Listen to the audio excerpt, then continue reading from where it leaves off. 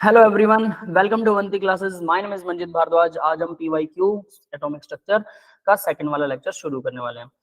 जो बोल रहा सर मैम ने मेरे बेंच को साफ किया, फिर बाद में एक मैम आई, बस हाय हेलो बोल के चलेगी इंस्पेक्शन पर। ऐसा ही होता है बेटा, बस पूछो मत। इंस्पेक्शन पे ही असली पोल खुलती होती है बहुत से लोगों की, ठीक है। कुछ अच्छा भी होता है, कुछ बुरा भी होता है, उसके आगे पीछे कोई कुछ पूछता नहीं है, सब ऐसे ही चलता है, फॉर्मेलिटीज है, नथिंग स्पेशल, ठीक है। एजुकेशन मिनिस्टर होंगे, हो सकता है, बिल्कुल। चलो तो भाई आज शुरू करते हैं हमारी क्लास, ठीक है। पीवाईक्यू करने वाले हैं हम। तो भाई रिकैप में हमने वही जनरल थ्योरीज की थी, है ना, कि क्या होता है। रदरफोर्ड का मॉडल आया था हमारे पास सबसे पहले। अब देखिए भाई, फर्स्ट क्वेश्चन आपकी स्क्रीन के सामने है। जो the following about an electron occupy the 1s orbital. Electron जो है 1s में है, ठीक है, ऑक्यूपाई कर रहा है in an hydrogen atom. In hydrogen atom is incorrect. क्या गलत है? 1s में इलेक्ट्रॉन है हाइड्रोजन एटम के अंदर, और इनमें से क्या गलत है? The Bohr radius is represented as a naught. A naught मतलब बोहर रेडियस है, ठीक है। 52.9 पिकोमीटर होता है ना, याद होगा तो देखिए 2.9 ना 52.9 होगा। है ना। तो देखिए पिकोमीटर, ये भी ध्यान रखना, वो पिकोमीटर में। The electron can be found at A distance of 2a0 from the nucleus. Nucleus से इलेक्ट्रॉन जो है वो 2a0 पर मिलेगा। कैन बी फाउंड, मिल सकता है भाई, बताइए। कौन सा? रेडियस ऑफ एटम क्या होती है according to Bohr model of atom? Radius of atom क्या होता है? 0.53 आर्मस्ट्रॉन्ग्स। 0.53 एंगस्ट्रॉम। आगे बस इतना? और भी होता है Z n square by Z. N square by Z ना। तो एन मतलब फर्स्ट शेल होगी तो ठीक है, सेकंड शेल होगी, सेकंड शेल होगी तो 4 गुना हो जाएगा डिस्टेंस उसका, है ना। Yes sir. तो अगर हम माने कि क्या 1s वाला इलेक्ट्रॉन 2a0 के अंदर मिल सकता है, यस और नो? थोड़ा सा दिमाग लगा सोचो। ये मान लो न्यूक्लियस है, इस डिस्टेंस पर ये है 1s यहां तक है, ठीक है। न्यूक्लियस से अगर हम इसका डिस्टेंस 1s का कितना मानते हैं, 1s का डिस्टेंस हम मानते हैं 52.9 पिकोमीटर, है ना। ये रेडियस जो है, अब वो कह रहा है कि अगर हम जैसे बोले इसी को 52.9 पिकोमीटर को एन स्क्वायर से मल्टीप्लाई कर दो, हम हाइड्रोजन की बात कर रहे हैं, तो वो क्या आ जाएगा, रेडियस आ जाएगा। तो एन की वैल्यू अगर 2 पुट करते थे 4 से मल्टीप्लाई हो जाता है, ठीक है। यानी ए नोट को, अगर ए नोट को मैं 4 से मल्टीप्लाई कर देता हूं तो वो किसका आएगा भाई? वो सेकंड शेल का डिस्टेंस आएगा ना। Yes sir. तो फर्स्ट शेल लेकिन डिस्टेंस फिर भी क्या मतलब 2a नोट थोड़ा हो सा सकता तो है बच क्या? जाएगा सर। क्या बेटा? सर फिर भी मतलब जैसे सेकंड सेल है, उसको चार चार से मल्टीप्लाई करेंगे तो 2 पॉइंट समथिंग में आएगा सर। और इतना छोटा चीज में पॉइंट भी मैटर करेगा ना सर। क्या 2 पॉइंट आएगा? मतलब आंसर जो है वो 2 पॉइंट समथिंग आएगा फिर भी। हाँ तो उससे क्या? सर मतलब हम लोग ये तो नहीं कहेंगे ना कि डिस्टेंस एग्जैक्ट 2a के आसपास हमें मिल भी सकता है इलेक्ट्रॉन तब भी। आप क्या समझ रहे हो? मुझे लग रहा है आप थोड़ा रॉन्ग समझ रहे हो। पहले मेरे को क्वेश्चन को ना आंसर करने दो, फिर आप बात करते हैं, ठीक है। मैं ये कह रहा हूँ कि अगर फर्स्ट शेल में है तो वो इतना पिकोमीटर, ये बोहर रेडियस होती है, सीधी सी बात है कि इसकी रेडियस इतनी है, इतना पिकोमीटर इसका डिस्टेंस मिलता है। अब वो कह रहा है इसको 2 से मल्टीप्लाई कर दो। क्या फर्स्ट शेल का इलेक्ट्रॉन जो है वो इससे बाहर, मतलब इसके डबल, लगभग डबल डिस्टेंस पर मिल सकता है क्या? मुझे ये बताओ, ये है क्वेश्चन। सेकंड शेल का 4 गुने डिस्टेंस तक मिल सकता है, तो फर्स्ट शेल का डबल डिस्टेंस पर मिल सकता है क्या? No sir. नहीं मिल सकता। Probability of finding of electron zero नहीं होती, सिर्फ नोडल स्पेस पे जीरो होती है, उसके अलावा नहीं। मॉडल स्पेस में होती है सर। तो ये मिल सकता है, क्यों नहीं मिल सकता? क्या जब तक 2s सर शुरू नहीं मिल होता, सकता है? सुनिए, जब तक सेकंड शेल शुरू नहीं होती तब तक 1s का राज रहेगा। ये जो आपको रेडियस बताई जाती है, ये मैक्सिमम प्रोबेबिलिटी के हिसाब से रेडियस बताई जाती है। अभी कुछ समझ में आ रहा है? सर समझ में आया? ये वैसे तो मेंस का क्वेश्चन है, थोड़ा सा टिपिकल वाला है, तो ये एडवांस लेवल को टच करता है। याद रखना, मेंस के कुछ क्वेश्चन एडवांस लेवल को टच करते हैं, इसलिए मैं हमेशा बोलता हूँ कुछ क्वेश्चन बहुत आसान होते हैं, वो हमारे एनसीईआरटी लेवल को टच करते हैं, कुछ क्वेश्चन एनसीईआरटी में भी मेंस को टच करते हैं। तो मिक्स सा सिस्टम है, इसीलिए सारे क्वेश्चन जब कर लेंगे तब आपको पता लगेगा मेंस क्या है। कल हमने बहुत आसान आसान क्वेश्चन किए थे, है ना? सुना ना बेटा? देखिए, probability of finding of electron, आपको समझ नहीं आया दोबारा से बता रहा हूँ। Probability of finding of electron क्या होती है? सिंपल और साफ चीज। Probability of finding of electron कभी भी जीरो नहीं होती कहीं पर भी, नोडल स्पेस को छोड़ के, जहां पर नोड बनते हैं वहां जीरो होती है। अब वो कह रहा है फर्स्ट शेल के अंदर इलेक्ट्रॉन है 1s में, ठीक है, हाइड्रोजन का, और उसकी रेडियस अगर मैं निकालूं, तो रेडियस क्या होती है? आर जो है वो ए नोट मल्टीप्लाई में वो कुछ कांस्टेंट होता है 52.9 पिकोमीटर में, ठीक है। तो भाई ये होता है ना? नहीं, मैंने उल्टा लिख दिया, ए नोट की वैल्यू ये है, ठीक है, यानी 52.9 पिकोमीटर मल्टीप्लाई में एम स्क्वायर, ठीक है, ये होती है। अब मैं ये बोर रेडियस है क्या? हाँ, ये बोहर रेडियस होती है, यानी एन की वैल्यू जब 1 होती है तो हम इसको ये लिख सकते हैं ए नोट मल्टीप्लाई में एन स्क्वायर होता है। तो अगर वो फर्स्ट शेल में है R1, ठीक है, आर एन लिखते हैं इसको, तो वो क्या आ जाएगा? ए नोट मल्टीप्लाई में 1 आ जाएगा, तो 1 का स्क्वायर, तो वो तो 1 ही होने वाला था, यानी कि ए नोट को मल्टीप्लाई कर रहा हूँ 1 के स्क्वायर से, तो आया ए नोट, ठीक है, क्लियर है। अब अगर मैं आर की वैल्यू 2 पुट करूँ, तो आर की वैल्यू मैंने पुट कर दी 2, तो कितना आएगा? ए नोट मल्टीप्लाई में 2 का स्क्वायर, ये इक्वल आ जाएगा ए नोट मल्टीप्लाई में 4, ठीक है। अब उसने क्या कहा कि क्या जो फर्स्ट शेल के अंदर जो इलेक्ट्रॉन है वो ए नोट को अगर 2 से मल्टीप्लाई कर दे, ये वाली वैल्यू, तो क्या ये यहां पर ये फर्स्ट शेल में है या ये सेकंड शेल में है? क्या ये फर्स्ट शेल में एग्जिस्ट करेगा? ये क्वेश्चन है। सेकंड शेल में यहां तक एग्जिस्ट करता है, ये लास्ट वो होता है, ठीक है, कि हम कहते हैं कि यहां तक एग्जिस्ट करता है। जब फर्स्ट सेकंड शेल में यहां तक एग्जिस्ट कर रहा है तो ऑब्वियस है इससे कम में तो फर्स्ट शेल वाला होगा ना। Yes sir. ठीक है, जैसे मान लो कि इसको ऐसे लगा, एक शेल एक रीजन है पूरा, और उस वो एक रीजन जगह के है अंदर जिसके अंदर प्रोबेबिलिटी है। जैसे यहाँ पर चलो उसको अब मैं आपको इसके क्वेश्चन के हिसाब से बताता हूँ। देखो, स्टेटमेंट डी इज इनकरेक्ट, ये डी के बारे में बात कर रहा है। सबसे पहले ए कहाँ पर गई भाई? ठीक है, आंसर पूरा है क्या ये? सर क्या पता एक ही वो होगी, एक ही ए लॉन्ग हो, एक्सप्लेन बाकी नहीं है सारे सर। right सर बस डी एक्सप्लेन है, डी क्यों नहीं है बस। हो। ऐसा हो डी एक सकता ही है, होती है ठीक सर, सिर्फ वही है। है।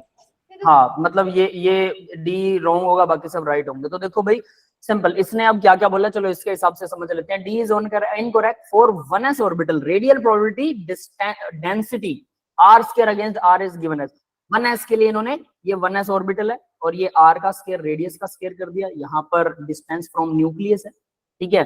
तो ये बोल रहा है 1s probability density decreases sharply when we move away from the nucleus. Nucleus से जब दूर जाते हैं, ठीक है, डिस्टेंस बढ़ता है, यहाँ पर न्यूक्लियस है, ये सेंटर है न्यूक्लियस का, इससे डिस्टेंस पर जाएंगे तो प्रोबेबिलिटी बढ़ेगी। न्यूक्लियस के पास आओगे तो भी प्रोबेबिलिटी क्या हो रही है? देखो, न्यूक्लियस के और पास आओगे तो प्रोबेबिलिटी कम होती जा रही है ना।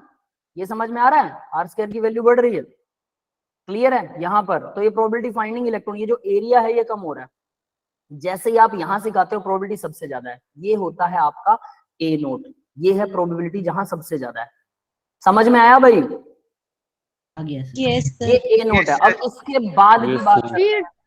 अगर ये ए नोट है, एक मिनट पहले मेरे को एक्सप्लेन करने दो बेटा, ये सीधी चीज नहीं है, मैं फिर से बता रहा हूँ। ये रेडियल प्रोबेबिलिटी में बहुत सारी कंफ्यूजन्स होती हैं, बच्चों को भी होती हैं, इवन बहुत से टीचर्स को भी होती है, तो आपको होने वाली है कंफ्यूजन, नो डाउट। लेकिन पहले मेरा सुन लो, उसके बाद में अगर आपके माइंड में क्वेश्चन अराइज होता है तो मुझे बताना, ठीक है। 11th के अंदर पता नहीं आप लोगों को ये मैंने लेसन करवाया था कि नहीं, लेकिन मैंने उसमें बहुत अच्छे से हमने नहीं करा है सर, मतलब आप यहाँ से नहीं करा है। आप मुझसे नहीं किया तो हो सकता है इसमें आपको पहले से कुछ कंफ्यूजन हो। तो जो मैक्सिमम प्रोबेबिलिटी होती है ना, इसी को हम बोलते हैं, यहाँ पर ये जो एरिया है जहां ज्यादा प्रोबेबिलिटी है उसी को हम ए नोड बोलते हैं। अब इससे आगे जैसे जैसे डिस्टेंस बढ़ता जाएगा, यहाँ प्रोबेबिलिटी कम हो गई, ठीक है, तो ये प्रोबेबिलिटी कम तो हो रही है लेकिन जीरो तो नहीं है ना। जीरो तो नोडल प्लेन पर होगी, जब वो 2s शुरू होगा, है ना, सेकंड शेल जब शुरू होगी तब वहां पर प्रोबेबिलिटी जीरो होने वाली है। तो इसलिए ए नोट 2 यानी डबल भी कर दोगे कोई फर्क नहीं है, क्योंकि सेकंड रेडियस जो है वो ए नोट इंटू 4 होती है, तो 4 तक, ए नोट इंटू 4 तक प्रोबेबिलिटी मिलेगी, इलेक्ट्रॉन 1s में मिलेगा, बस उसकी प्रोबेबिलिटी कम होगी, इतना सा फर्क है। अभी समझ में आया? सर आ गया। Yes sir. ठीक है, ठीक है भाई, सुने ना बेटा, आपको भी आ गया, ठीक है आगे बढ़ते हैं अब जरा। द रेडियल डिस्ट्रीब्यूशन, मैं इसी को रीड कर रहा हूं, ध्यान देना, ठीक है, क्योंकि ये थोड़ा प्रोबेबिलिटी वाला मामला ना थोड़ा सा बड़ा जिसको बोलते हैं सीरियस सा होता है, ठीक है।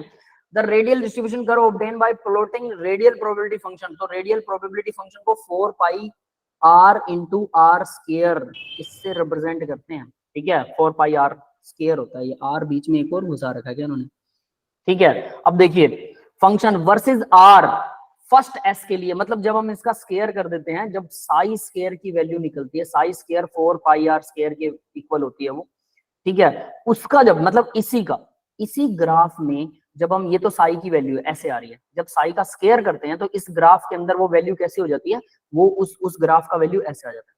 यानी न्यूक्लियस के अंदर तो प्रोबेबिलिटी 0 है, जैसे जैसे न्यूक्लियस से आप दूर जाएंगे इलेक्ट्रॉन यहां पर सबसे ज्यादा घूमता है, इस एरिया में सबसे ज्यादा घूमता है, ठीक है। इसको बोलते हैं ए नोट, बोहर रेडियस। और इसके बाद क्या वो इस एरिया में नहीं घूमता, यहां भी घूमता है क्या, यहां नहीं जाता, कभी कभी इलेक्ट्रॉन यहां भी जाता है, कभी कभी इलेक्ट्रॉन न्यूक्लियस के बिल्कुल पास भी आता है। तो कैसे आता है, अब मैं वो थोड़ा आपको रिप्रेजेंट करके दिखा रहा हूँ। स्फेरिकल होता है हमारा 1s, तो देखो इलेक्ट्रॉन ऐसे ऐसे ऐसे ऐसे करके यूं घूमता रहता है, कभी ना कभी इलेक्ट्रॉन न्यूक्लियस के बिल्कुल पास से गुजरता है और बहुत स्पीडली वापस ऐसे आता है, ये समझ में आ रहा है। और ऐसे ऐसे करके वो बाहर बहुत दूर तक जाता है, लेकिन कभी कभी जाता है, ज्यादातर टाइम वो न्यूक्लियस के पास घूमता रहता है। तो यानी वो कभी कभी न्यूक्लियस के पास से गुजरता है, ठीक है। तो यहाँ पर डेंसिटी थोड़ी सी कम रहेगी, जैसे जैसे यहाँ आता है यहाँ डेंसिटी मान लो सबसे ज्यादा, मतलब इस एरिया में वो सबसे ज्यादा रहता है, इसको बोलेंगे ए नोट, बोहर रेडियस, जहां वो सबसे ज्यादा पाया जाता है, ठीक है। इसके अलावा इससे ऊपर वाले एरिया में ये फिर से रेडियस प्रोबेबिलिटी डाउन हो जाएगी, इसके अंदर वाले एरिया में भी प्रोबेबिलिटी डाउन हो जाएगी, मतलब यहाँ आएगा लेकिन कभी कभी आएगा। ये समझ में आया, ये पूरा 1s है, इट इज कंप्लीट 1s। हाँ भाई क्लियर है। Yes sir. और ये स्फेरिकल है, बॉल की तरह है, यानी इलेक्ट्रॉन जो है बॉल की तरह एटम में घूमता रहता है, वो न्यूक्लियस के पास से गुजरता है कभी कभी स्पीडली, लेकिन हमेशा वहां नहीं रहता, वहां से नहीं गुजरता, लेकिन कभी कभी गुजरता है। न्यूक्लियस से दूर, मतलब जहां हम सोचते हैं यानी वहां भी हो सकता है रेयरली, लेकिन जो ए नोट है, जो पर्टिकुलर उसने एरिया बताया है, ठीक है, जो पर्टिकुलर उसका रेडियस बताया, उस रेडियस के चारों तरफ इलेक्ट्रॉन ज्यादा रहता है, ये होता है 1s। अब 2s की बात करें तो अब 2s थोड़ा सा समझने में, हालांकि यहाँ 2s के बारे में कुछ नहीं है, बट मैं आपको बताना चाहूंगा क्योंकि मुझे लग रहा है कि आप लोग थोड़ा सा गड़बड़ कर रहे हैं। 1s तो इतना हो गया, 2s होता है, अब आपने ये देखा होगा 2s जो है वो ऐसा कुछ होता है, ये देखा ना 2s का एरिया ये वाला है, ये वाला एरिया 2s का है, ऐसा कुछ देखा हुआ है, यहां पर इलेक्ट्रॉन सबसे ज्यादा मिलता है ना, और ये 1s का एरिया है, क्लियर है भाई। Yes sir. तो अब अगर मैं ये कहूं कि 2s का सिर्फ, यानी 2s नहीं, सेकंड शेल है, not only 2s, second ps और सेकंड p दोनों के लिए है, पूरी शेल की बात कर रहे हैं, सब शेल्स अंदर ही आती हैं इसके, तो इसी के अंदर 2s भी है, 2p भी है, सब कुछ यही है। तो इसके एरिया में हम इसको सेकंड शेल बोल सकते हैं, ये सेकंड शेल का एरिया है ना। 2s का भी सेकंड शेल नहीं, इसमें सब शेल्स भी होती हैं, बिल्कुल होती है, ठीक है। ये सिर्फ सेकंड 2s का एरिया, ओनली 2s। 1s का एरिया क्या था, अंदर वाला, हम कहेंगे ये 1s का एरिया था। तो अब जरा मुझे ये बताओ कि क्या 1s वाला एरिया माइनस करने के बाद 2s होगा, ये नहीं होगा, ऐसा नहीं है, ये कंप्लीट, ये पूरा कंप्लीट क्या है, ये पूरा कंप्लीट जो है ये 2s है, जिसके अंदर 1s भी है, बट अब ये 1s के एरिया को हम यहां रिप्रेजेंट करेंगे, ये है 1s और ये है पूरा 2s, तो इसके अंदर तो 1s वाला एरिया भी कवर हो रहा है ना। सर तो आपको क्या लगता है कि क्या इलेक्ट्रॉन जो 2s में रहता है वो कभी न्यूक्लियस के पास नहीं जाएगा, वो भी जाता है। तो उसका देखो ग्राफ कैसे बनता है, ये जरा ध्यान से देखना, जब हम रेडियल प्रोबेबिलिटी कर्व में साई स्क्वायर की वैल्यू निकालते हैं तो उसका ग्राफ 2s का ग्राफ बना रहा हूं, 2s का ग्राफ ऐसा बनता है, ये क्लियर है। एसिम्प्टोटिक हो जाता है, ये मिलेगा कभी नहीं, ये आगे बढ़ता रहेगा, ठीक है। इसीलिए बोलते हैं कि इलेक्ट्रॉन की प्रोबेबिलिटी कहीं पे भी जीरो नहीं आती, यहां पर जीरो हो जाती है, यहां वो टच करता है। तो ये पूरा 2s है, अब देखना ये पूरा 2s है, अब मैं 1s का बना रहा हूं सेम ग्राफ, ठीक है। 1s का कुछ ऐसा ग्राफ बनता है, तो ये वाला एरिया यहां पर भी तो न्यूक्लियस है ना, जरा इसको अगर मैं थोड़ा ऐसे बना दूं, हाँ ऐसे, ठीक है। तो देखो यहाँ पर जो ये एरिया है, ये वाला एरिया, ये इतना इतना एरिया, इतना एरिया 1s में भी तो है, ये 1s है, ये समझ में आ रहा है बेटा? Yes sir. और 2s में भी है, ये दोनों का कॉमन एरिया होता है। अब ये याद रख लेना, यानी 2s वाला इलेक्ट्रॉन भी, अब आपको ये थोड़ा कंफर्म होगा कि मैं कॉमन एरिया क्यों कह रहा हूं। देखिए ये साई स्क्वायर का जब ग्राफ बनाते हैं, जब इलेक्ट्रॉन यहाँ न्यूक्लियस के अंदर होता है, ठीक है, और वो जब 2s की बात करते हैं तो हम यहाँ 2s के लिए कुछ ऐसा एरिया बनाते हैं कि ये लोग भी ये 2s हो गया, ठीक है। ये वाला अंदर वाला एरिया जो है ये सिर्फ 2s मानते हैं। यहाँ पर ज्यादातर टाइम में इलेक्ट्रॉन रहेगा, ज्यादातर टाइम में, लेकिन वो अंदर भी जाएगा और फिर कभी कभी जाके फिर वापस इधर घूमने लग जाएगा, फिर से अंदर जाएगा कभी ना कभी, फिर वापस घूमने लग जाएगा, फिर से अंदर जाएगा। तो इसीलिए वो न्यूक्लियस के पास भी पाया जाता है, यहाँ पर भी कभी कभी आता है, लेकिन बहुत ज्यादा नहीं। 1s में ज्यादातर टाइम वो न्यूक्लियस के पास भी रहता है और इस जगह पर सबसे ज्यादा रहता है, इसलिए इसको 1s का ग्राफ बोलते हैं, ठीक है। और 2s में क्या, वो यहां भी आता है और फिर इसको पार करके, एकदम से पार करके यहां भी जाता है, क्योंकि वो क्या करता है, देखो न्यूक्लियस के पास से, इस एरिया से, देखो मैं कलर बदल के बता रहा हूं, यहाँ ग्रीन कलर देखिए, इस एरिया से अचानक से आएगा, न्यूक्लियस के पास से गुजरेगा, फटाफट इस एरिया में वापस आ जाएगा, फिर अचानक से आएगा, फिर उस एरिया, मतलब ऐसे करके वो घूमता रहता है, लेकिन इस एरिया में सबसे ज्यादा घूमता है। यहाँ पर चारों तरफ जिगजैग मोशन करता है, मतलब क्या सर जिगजैग टाइप मोशन करता है ना? हाँ, जिगजैग टाइप में, मतलब अरे वेव है, ऐसे ऐसे घूमता रहता है और फिर एकदम से पार जाके और ऐसे ऐसे फिर से घूमता रहेगा। जैसे मधुमक्खी अगर आपने भिन भिनाते हुए देखी हो छत्ते के चारों तरफ, वो इधर राउंड राउंड गोल मोल ऊपर नीचे हर जगह घूमती रहती है। तो मतलब बिना कोई ऐसी वो नहीं है कि हम लोग प्रेडिक्ट ना कर देंगे कि यहीं पे होगा, ऐसा नहीं है, कभी भी कुछ भी कर। अब देखिए, अब थोड़ा कंफ्यूजन है कि ये प्रेडिक्ट नहीं है, प्रेडिक्ट है, कुछ कुछ अंदाजा है कि 1s वाला इलेक्ट्रॉन जो न्यूक्लियस के पास ज्यादा रहता है, कभी कभी बाहर भी जा सकता है। इसलिए मैंने नीचे वाला ग्राफ जो बना रखा है, देखिए साई स्क्वायर 1s के लिए, तो वो उसमें 1s वाला थोड़ा ब्रॉड एरिया लिया। जब 2s की बात करते हैं तो 2s में दूसरे वाला ब्रॉड एरिया है, जिसको मैं कह रहा हूँ ना कि बाहर सर्कल में घूमता रहता है, लेकिन वो अंदर भी आता है, 1s वाली जगह में भी आएगा 2s वाला इलेक्ट्रॉन, ऐसा नहीं कि वो वहां कभी नहीं आएगा। अब अगर 1s वाली जगह में आएगा, हम कहेंगे सर वहां पर तो 1s में तो रिपल्शन थी, वहां इलेक्ट्रॉन पहले से है। भाई इसी चीज को देखते हुए वो मैनेज करेगा कि जब उस जगह पर 1s में वहां इलेक्ट्रॉन एग्जिस्ट नहीं करेगा, तब वो अचानक से आएगा, पार पार चला जाएगा, क्योंकि अट्रैक्ट तो उसको भी न्यूक्लियस कर रहा है कि नहीं कर रहा। Yes sir. तो वो न्यूक्लियस के पास तो पक्का आएगा कभी ना कभी। 4s 4p 4d वाला इलेक्ट्रॉन भी न्यूक्लियस के पास से कभी ना कभी गुजरता है, ऐसा नहीं है कि सिर्फ वहीं बैठा रहता है वो। अगर वहीं बैठा रहेगा तो उसको बाहर निकालना बहुत आसान है, उसको पता ही नहीं है कि मेरे को अट्रैक्ट कौन कर रहा है, उसको सोर्स का पता होता है कि मुझे इसके पास तो जाना है कभी ना कभी, आज नहीं तो कल न्यूक्लियस के पास से गुजरना पड़ेगा, तभी तो वो अट्रैक्शन में रहेगा। अगर वो न्यूक्लियस के पास कभी नहीं आता तो उसको बाहर निकालना बहुत आसान है। समझ में आई मेरी बात? Yes sir. यानी हर इलेक्ट्रॉन न्यूक्लियस के पास से गुजरता है, ये चीज याद रखना, हर इलेक्ट्रॉन गुजरता है न्यूक्लियस के पास से, लेकिन वो मैक्सिमम टाइम जहां रहता है वो वाला ग्राफ का एरिया आपको ज्यादा मिलेगा, वो हम्प जो है वो ज्यादा मिलेगा, उल्टा यू जो मिल रहा है वो बड़ा मिलेगा, ज्यादातर टाइम यहाँ रहता है, लेकिन कभी कभी इधर भी जाता है। अगर 3s का बनाना हो ग्राफ तो अब आप 3s, आपने तो बहुत बड़ी मिथ तोड़ दी मेरी। मिथ बेटा फिर आप +1 में मेरे से पढ़े नहीं ना, इसलिए मिथ आपकी टूटेगी। मुझे पता था कि मैं आप लोग जैसे क्वेश्चन पूछ रहे हो, मैं समझ गया था, मैं ये बेसिक्स आपका गड़बड़ है ना, इसीलिए आपको वो ए नोट वाला सिस्टम समझ में नहीं आया, वरना वो क्वेश्चन बताते ही समझ आ जाता। कोई बात नहीं, ठीक है आगे बढ़ते हैं। तो देखो 3s के लिए अगर मैं बनाना चाहूँ तो 3s के लिए ऐसे बनेगा, यहाँ फिर यहाँ और फिर यहाँ, 2 नोड हो जाएंगे इसमें, ठीक है। यानी 1s वाला भी इसमें इंक्लूडेड है, 2s वाला भी इंक्लूडेड, 3s वाला तो है ही है। तो यानी कि एक्चुअल में ये 3s का ग्राफ है, जिस ये टोटल यहाँ भी मिलेगा इलेक्ट्रॉन, यहाँ भी मिलेगा, लेकिन यहाँ सबसे ज्यादा मिलेगा, प्रोबेबिलिटी है, मतलब वो यहाँ भी हो सकता है, कुछ टाइम यहाँ भी रहेगा, कुछ टाइम यहाँ भी रहेगा, कुछ टाइम यहाँ भी रहेगा, लेकिन इन जगहों में, क्या इन जगहों में इलेक्ट्रॉन की फाइंडिंग प्रोबेबिलिटी 0 है? अप्रोक्सीमेट 0 है। यहाँ पर भी 100% 0 नहीं मान सकते, क्योंकि वो कभी ना कभी तो गुजरेगा ना, ए मोमेंट ऑफ टाइम वहां से उसी को नोड्स कहते हैं। हाँ, उन्हीं को नोड कहते हैं बेटा, yes right. A moment of time वो कभी ना कभी गुजरेगा, वही होता है नोड। क्लियर है सबको? Yes sir. ठीक है। तो नोड और नोडल प्लेन वो ऐसे होते हैं, फिर रेडियल नोड होते हैं, क्योंकि हमारे कुछ ऑर्बिटल स्फेरिकल है, कुछ ऑर्बिटल पी शेप में है ना, डंबल शेप में है, तो ऐसे करके वो रेडियल नोड और दूसरे वाले नोड बनते हैं, ठीक है। तो हर एक में फिर उसके लिए एक फॉर्मूला बता देते हैं, वो LL माइनस M माइनस, है ना, ऐसा कुछ करके इक्वल टू 1 होता है। यस तो सर। वो फॉर्मूला जो है वो भी हम देखेंगे कि वो अप्लाई कैसे होता है। तो इस तरह से ये याद रखना कि 1s का मतलब ये नहीं कि यहाँ पर 2s वाला इलेक्ट्रॉन नहीं आएगा भाई, 3s वाला भी आएगा, 4s वाला भी 1s वाली जगह में तो आएगा ही आएगा।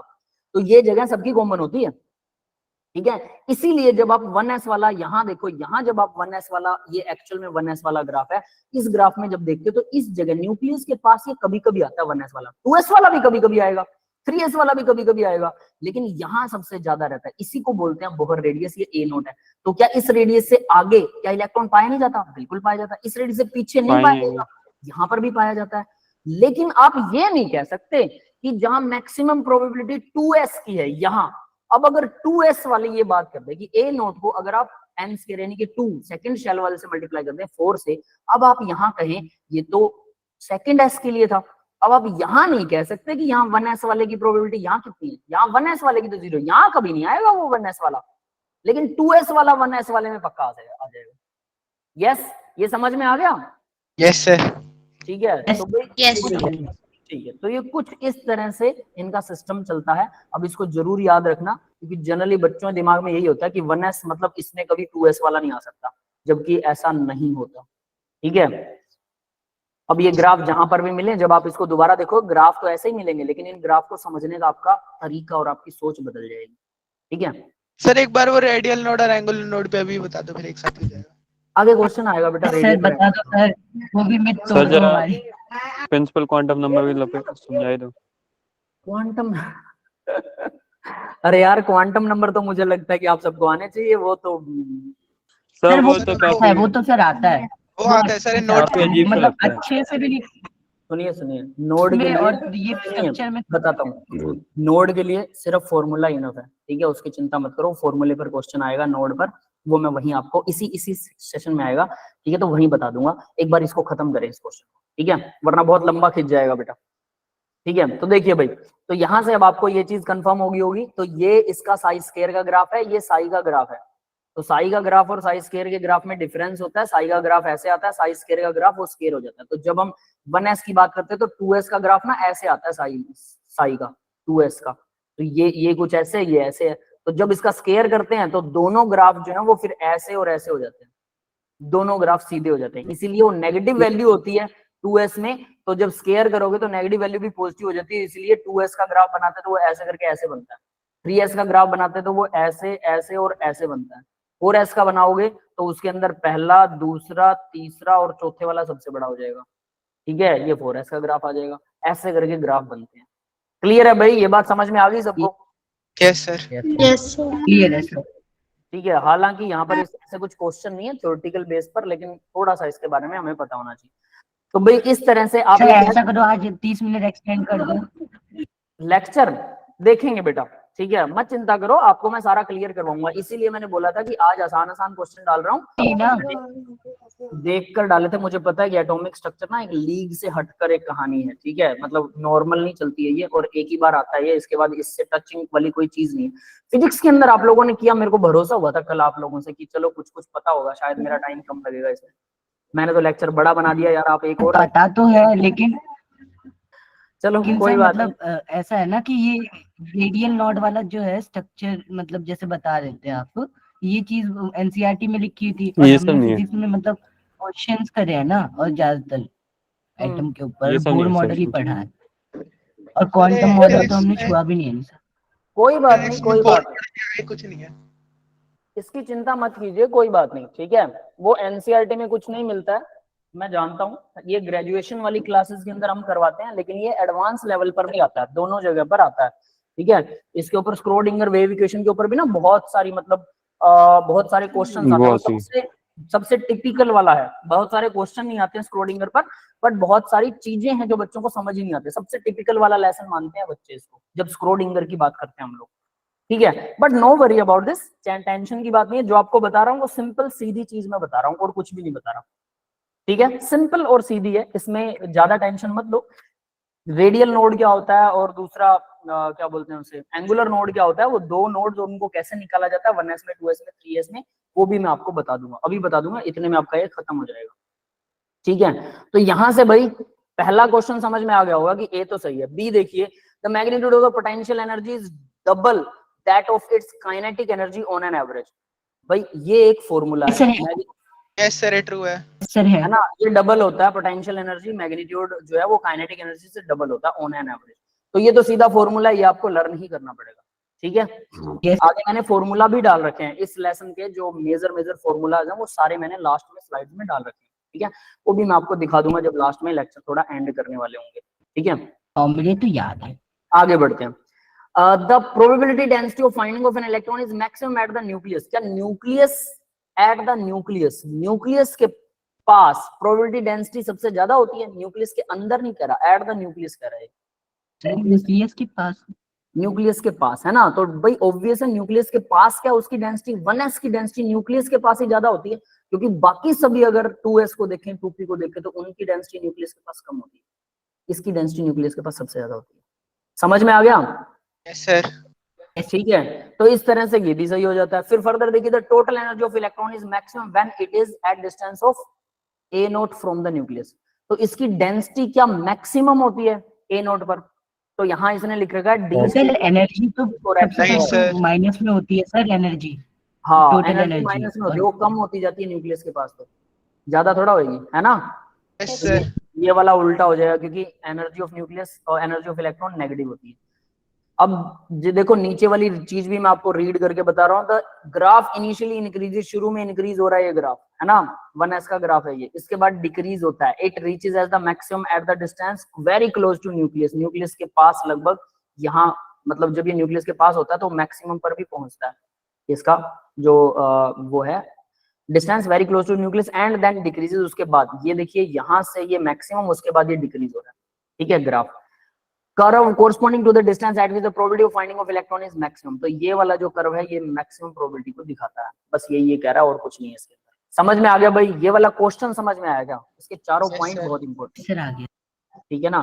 तो बस ये चीज ध्यान रखिए। और मैंने ये जो नीचे लिख रखा है, अब आपको ये क्लियर हो गया होगा कि नीचे ये क्या लिखा कि 2s 1 शेल में हो सकता है। यस, ये हो सकता है ना, डबल कर सकते हैं, कोई दिक्कत नहीं है। इसको डबल कर दिया, नहीं ये यस नहीं है, ये वाला, इसको डबल कर दिया तो भी यहाँ पर 1s का इलेक्ट्रॉन ही पाया जाएगा। 2s वाला तो यहाँ पर है उसकी मैक्सिमम प्रोबेबिलिटी, वहां कम हो जाती है बट होगी, ठीक है। समझ गए सभी? Yes sir. यस। ठीक है, अब अगला क्वेश्चन देखते हैं भाई। अगला क्वेश्चन देखिए, ये क्वेश्चन सिंपल है, ठीक है, आई थिंक सो। देखते हैं आपको कितना समझ आएगा। इफ द p मोमेंटम है, is the momentum of the fastest electron ejected from the metal surface after the irradiation of light having the wavelength lambda.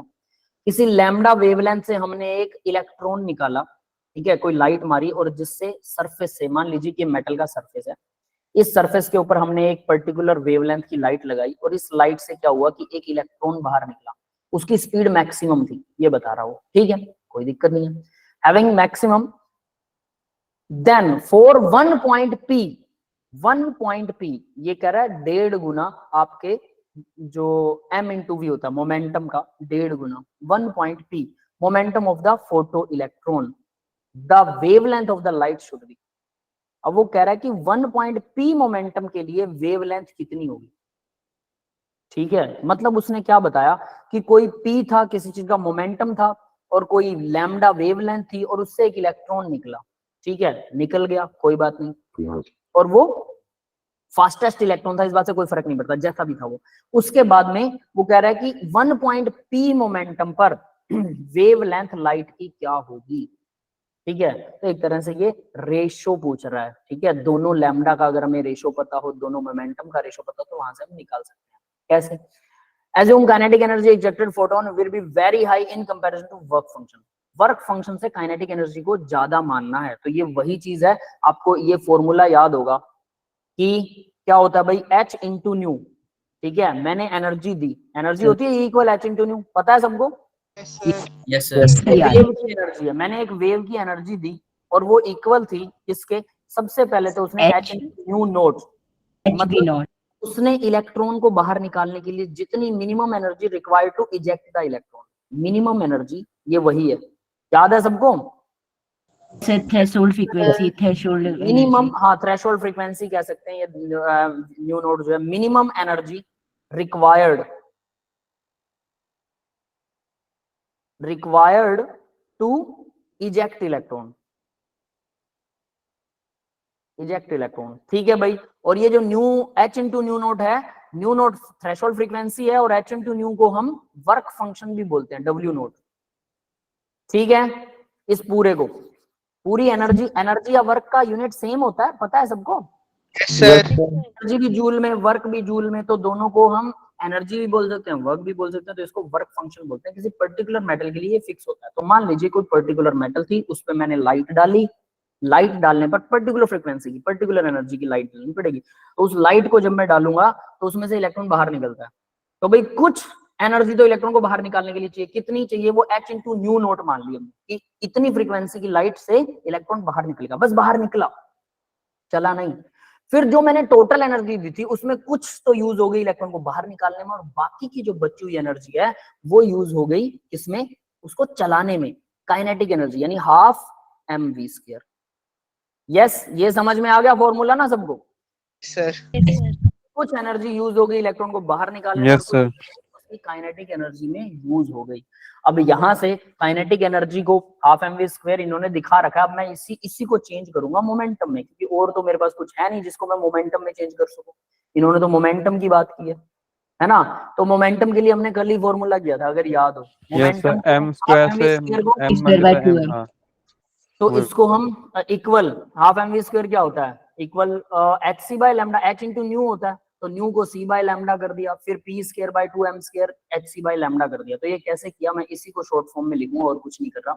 Half mv², ठीक है, इसको मैं v से मल्टीप्लाई कर दूं, multiply by v m divided by, इसी को divide भी कर देता हूँ तो थोड़ा अच्छे से लिखते हैं, हाफ mv² मल्टीप्लाई कर देते हैं m से, डिवाइड भी कर देते हैं m से, कोई फर्क नहीं पड़ेगा, ठीक है।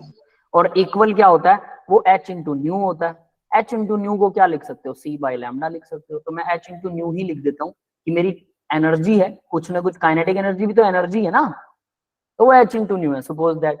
अब यहां से मैं क्या निकालने वाला हूं? तो भाई इसको कर सकता हूँ m² v² को p² मोमेंटम स्क्वायर कर सकता हूँ, डिवाइड में 2m लगा सकता हूँ, यस सर। ठीक है, 2m। और इसके बाद क्या है? यहाँ इन्होंने 2m² लगा रखा है, कैसे आया भाई? ये गलत कर रखा है ना, h into C by lambda. अब मुझे लैम्डा भी इसने बोला था ना कि कुछ ना कुछ उसका लैम्डा है, वेवलेंथ है, उसने फ्रीक्वेंसी की बात नहीं की, तो मैं इसको लैम्डा की फॉर्म में बदलूंगा, इसको मैंने लैम्डा की फॉर्म में बदल लिया। क्लियर है? यहां तक सबको समझ में आ गया? Yes sir. ठीक है, तो ये m² नहीं आएगा, 2m²। ये सही है या गलत है? पहले मेरे को ये बताओ। गलत है सर। गलत है, गलत है गलत ना? है सर, गलत है। है ना? ठीक है, ये 2m² तो नहीं हो सकता। अब आगे देखिए भाई, तो लैम्डा इक्वल h इंटू सी, लैम्डा की वैल्यू अगर मैं निकालू, लैम्डा को इधर ले जा, बाकी सबको लेफ्ट राइट ले आया, तो मुझे सिर्फ लैम्डा चाहिए। तो लैम्डा इक्वल क्या आ जाएगा? hc यही रहेगा, ठीक है, लैम्डा को दूसरी तरफ लेके गया हूं, और 2m को इस तरफ ले आया, मल्टीप्लाई में 2m आ जाएगा, डिवाइड में क्या आएगा? p² आ गया। ठीक है भाई, ये समझ में आया? Yes sir. ठीक है, तो यानी कि अब हमने यहाँ पर क्या देखा? लैम्डा जो वो p² के इनवर्सली प्रोपोर्शनल है, लिख सकते हैं। Yes. यहाँ भी इन्होंने यही चीज लिख रखी है। तो मुझे एक चीज पता लग गई, लैम्डा वेवलेंथ जो है वो 1 बाय इनवर्सली प्रोपोर्शनल का साइन लगाना पड़ेगा, क्योंकि इक्वल के लिए h, c और 2m, ठीक है, इन सब का मल्टीप्लाई है। मतलब मुझे मास पता होना चाहिए, मास इलेक्ट्रॉन का फिक्स होता है, c h ये भी फिक्स है, 2 भी कांस्टेंट है, सारे कांस्टेंट है, तो मैं सीधा कह सकता हूँ यहाँ कांस्टेंट 1 बाय p² के इक्वल होता है। तो अगर अब यहां से देखो, मेरे पास दो लैम्डा है, अब मैं आपको ये सीधा स्टेट करके दिखा सकता हूँ, lambda 1 divided by lambda 2 equal किसके होगा? लैम्डा 1 मान लो ये था, तो 1 मतलब लैम्डा 1 अगर इसको मान रहा हूं मैं, तो ये p1, तो 1 बाय p1² आएगा, और लैम्डा 2 का उल्टा तो वो p2 का स्क्वायर आएगा, ऊपर p2 नीचे Yes, p1। sir. ये समझ में आया कैसे आया? क्योंकि नीचे Yes, sir. था, ये इसके इनवर्सली होता है। क्लियर है? Yes sir. Yes. ठीक है, अब जरा देखो, तो इसको पलट सकते हैं, वो एक अलग चीज है। लैम्डा 1 बाय लैम्डा 2 हम, वो तो बाद की बात है, मैं इसको नहीं पलटने वाला। लैम्डा 1 बाय लैम्डा 2 और हम पी स्क्वायर को P2 बाय P1 और इसका होल स्क्वायर कर सकते पूरे हैं। का होल स्क्वायर। ठीक है, बस इससे हमारा अब क्वेश्चन अपने आप सॉल्व हो गया। उसने क्या कहा था कि कोई, अब जरा क्वेश्चन पर ध्यान देना। उसने कहा था कि कोई लैम्डा है और उसका जो P था उसकी कोई मोमेंटम थी। ठीक है, मान लो उसकी मोमेंटम थी P1 थी। ठीक है, तो मैं यहाँ पर उसी को लिख रहा हूँ कि उसकी मोमेंटम थी P1। ठीक है, और उसका लैम्डा था लैम्डा 1 था। और बाद में क्या हुआ, अब इतना होने के बाद अब वो क्या कहता है, after the irradiation having the wavelength than 1.5 p momentum of the photo electron wavelength of the light should be. तो वेवलेंथ पूछा है कि अगर वो दूसरा उसका कोई मोमेंटम 1.5 मतलब उसके p का अगर मैं 1.5 गुना कर दूं, उसने ये बोला कि अगर मोमेंटम का 1.5 गुना हो जाए तो भाई मोमेंटम थी मेरी P1 का 1.5 गुना हो गया तो P2 बन गया। तो मैं यहां अब उसको लिख सकता हूं ना, P2 को क्या लिख सकता हूं, λ1 डिवाइडेड बाय λ2 इक्वल हो जाएगा P2 की जगह पे मैं 1.5 P1 लिख सकता हूं। Yes sir. डिवाइड में P1 इसका होल स्क्वायर। तो भाई P1 से तो P1 अब क्रॉस हो जाएगा। ठीक है, यस सर। समझ में आ गया सबको? तो इक्वल Yes, क्या था, है ना? तो P1 से P2 यहाँ पर ये क्रॉस हो गया, कोई दिक्कत नहीं है, 1.5 का स्क्वायर हो गया। तो λ1 बाय λ2 का मेरे पास रेशियो आ गया। क्लियर है सबको? yes sir. तो अब देखो जरा, इन्होंने आगे यहाँ पर क्या किया है, इसी को थोड़ा सा सोल्व इन्होंने क्या किया। अब ये 4/9 कहाँ से लेके आए, देखना जरा। 1.5 स्क्वायर को कर 3/2 दिया है लिख दिया इन लोगों ने. 3/2 का। 3/2 कर दिया है ना। 1.5 है तो नीचे वो 10 ले गया, वो 5 या 15 और 5 गुना 10 2/3 है ना। तो 3/2 2/3 4/9 कर दिया। ठीक है, अब सिंपल बस इसी को सॉल्व कर रखा और कुछ नहीं किया हुआ। तो क्या करें इसका, चलो रेड पेन से करते हैं। ये P1 से P1 को काट दिया। ठीक है, हमारे पास क्या आएगा अब, λ1 डिवाइडेड बाय λ2 इक्वल आ गया हमारे पास ये 15/10। 2.25। ठीक है, इसका स्क्वायर है, यही करेंगे। Yes yes sir. 5 या 15 5 गुना 3/2। ठीक है, तो इक्वल आ जाएगा भाई λ1 डिवाइड बाय λ2 इक्वल आएगा 3 या 9 9/4। गुना 4। ठीक है, तो हमें अगर λ2 को निकालना है तो λ2 इक्वल किसके आ जाएगा, 4/9 लैम्डा। मल्टीप्लाई में 4/9। Yes. यस, क्लियर है? Sir. तो मैंने दोनों का रेशियो जी। निकाल लिया और कुछ नहीं किया बस। और यही उसने पूछा था कि अगर उसका मोमेंटम 1.5 हो जाता है, ठीक है, तो उसने पूछा कि उसका लैम्डा क्या होगा। मतलब कोई इलेक्ट्रॉन निकला, ठीक है, उस इलेक्ट्रॉन का हमें पता है कि उस इलेक्ट्रॉन का कोई मोमेंटम था P, ठीक है, और उसका लैम्डा था, मतलब उसका वेवलेंथ था लैम्डा। अब वो कह रहा है कि अगर उस P को 1.5 कर दें तो लैम्डा की वैल्यू क्या होगी। ये था क्वेश्चन एक्चुअल में। समझ में आया बेटा सबको? Yes sir sir. लेकिन इसमें Yes, sir. काइनेटिक एनर्जी को सीधा h न्यू के बराबर कर दिया पर वर्क फंक्शन लिखना ही नहीं है। क्या बेटा? मतलब सीधा h न्यू के बराबर कर दिया ना, मतलब एनर्जी के बराबर। वर्क फंक्शन वाला तो लिखा ही नहीं है इसमें। उसकी जरूरत नहीं है हमें। देखो इसी को वर्क फंक्शन मान लो, कोई दिक्कत नहीं है। हमने क्या किया, हम यहाँ पर क्या कर रहे हैं, देखो half mv square kinetic energy को h न्यू के इक्वल कर दिया। हमें तो सिर्फ ये चाहिए थी उसकी काइनेटिक एनर्जी, वर्क की जरूरत कहाँ पड़ी। उसकी काइनेटिक एनर्जी जो है वो h इंटू न्यू होती है। कोई अगर लैम्डा था, मतलब किसी वेवलेंथ से मैंने उसको एनर्जी दी, तो मान लो कि जो मैं सिर्फ काइनेटिक एनर्जी वाली energy half mv square equal to, ये कहां से मिली उसे, h इंटू न्यू से मिलेगी ना। h इंटू न्यू को माइनस करने के बाद सोचो कि h into new total energy थी, वो क्या था, उसके अंदर h into nu note work function की एनर्जी थी प्लस में काइनेटिक एनर्जी थी। तो अगर मैं ये करूं कि इसको इधर ले आऊं, h इंटू न्यू में से माइनस कर दिया h इंटू न्यू नोट, तो क्या बचा मेरे पास, हाफ mv स्क्वायर बच गया। ठीक है, यस सर। तो ये हाफ mv स्क्वायर भी तो h इंटू न्यू, मतलब इन दोनों का माइनस क्या आएगा, कोई ना कोई वैल्यू तो h इंटू, मान लो कि न्यू 1 आ गई, वो ये एनर्जी भी तो इन दोनों का माइनस भी तो h इंटू न्यू एनर्जी आएगी ना, तो वो न्यू 1 आ गई सपोज, और वो आ गई हाफ mv स्क्वायर। तो यानी मैं हाफ mv स्क्वायर को भी तो h इंटू न्यू की फॉर्म में लिख सकता हूँ, एनर्जी तो यहीं से की फॉर्म से मिली है। Okay sir. ठीक है, तो इसलिए उसको भी उन्होंने h इंटू न्यू लिया, मतलब अंदर के उस फॉर्मूले को तो मैंने वैसे बताया है ताकि वो भी आपको याद रहे, लेकिन इसमें उस फॉर्मूले का यूज नहीं हुआ है कहीं पे भी, वो तो सीधा कह रहा है कि ये हाफ एम वी स्क्वायर जो है, मैंने सीधा मान लिया हाफ एम वी स्क्वायर जो एच इंटू न्यू है। यहाँ से मैंने क्या किया, सिर्फ एक रिलेशन निकाला, वहां से लैम्डा की वैल्यू निकाल ली, और लैम्डा मैंने देखा कि वो 1 बाय किसके, मोमेंटम के इनवर्सली प्रोपोर्शनल होता है, मोमेंटम के स्क्वायर में। मुझे सिर्फ ये रिलेशन चाहिए था कि लैम्डा और मोमेंटम में रिलेशन मिल जाए। फिर मैंने क्या किया कि एक लैम्डा है और उसका मुझे मोमेंटम पता है, फिर दूसरा लैम्डा है उसका मुझे मोमेंटम पता है, मैंने दोनों को डिवाइड कर दिया। अब मुझे पता है कि दूसरा जो मोमेंटम है वो पहले वाले मोमेंटम का 1.5 गुना है, ठीक है, तो दोनों का रिलेशन आ गया। अब वो कुछ भी था, हाफ एम वी स्क्वायर से एच इंटू न्यू के इक्वल होता है, उससे हमने रिलेशन निकाला और आंसर निकल गया। मतलब कुछ अलग ही हटके अगर सोचोगे तभी ये क्वेश्चन हो पाएगा, समझ गए ना? सर है आसान, मुश्किल नहीं है, लेकिन Yes. सोचो भी इतना घुमा रहा है ये क्वेश्चन, है ना?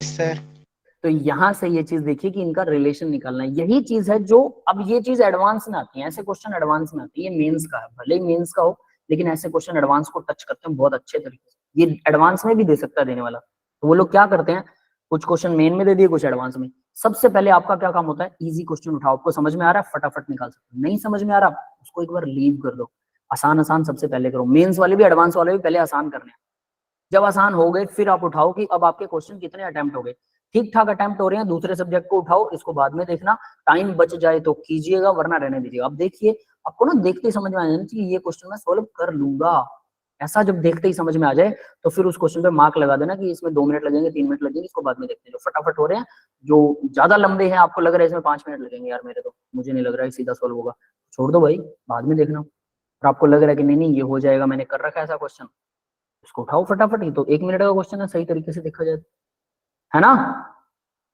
आता हो तो 1 मिनट का है, नहीं आता हो तो फिर भाई इसमें देखते रह जाओगे फिर। ठीक है भाई, क्लियर है सबको? Yes, sir. ठीक है, आगे बढ़े। यस सर ठीक है, तो नेक्स्ट क्वेश्चन देखते हैं बेटा। नेक्स्ट देखिए, what is the work function for metal if the light wavelength 4000 angstrom generate photo electron of velocity. Velocity भी दे रखी है, वेवलेंथ भी दे रखी है, वर्क फंक्शन पूछा है, ये तो सीधा फॉर्मूला लगा के हो जाएगा, है ना? कि काइनेटिक एनर्जी बराबर ईवी।